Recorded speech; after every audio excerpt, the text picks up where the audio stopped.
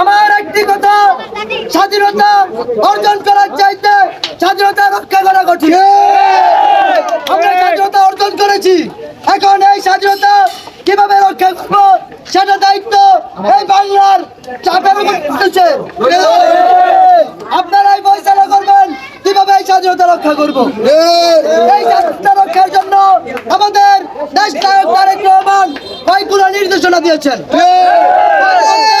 অন্যতম নির্দেশনা হলো আমাদের রাষ্ট্রীয় সম্পদগুলো রক্ষা করা। আমাদের এই রাষ্ট্রীয় সম্পদ যাতে কোনো ক্রমে ধ্বংস না হয় সেই দিকে আমরা সবাই নজর রাখবো।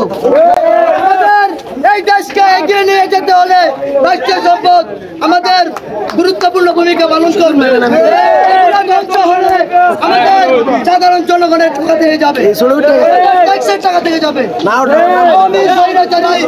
পেটুয়া বাহিনী আমরা তাদের দুর্নীতিকৃত অর্থ তারা সব পাচার করে নিয়ে গেছে। এই অর্থ ঘাটতির জন্য আমাদের রাষ্ট্রীয় সম্পদ রক্ষা করা দরকার। তার জন্য আমরা রাষ্ট্রীয় সম্পদ নষ্ট করবো না।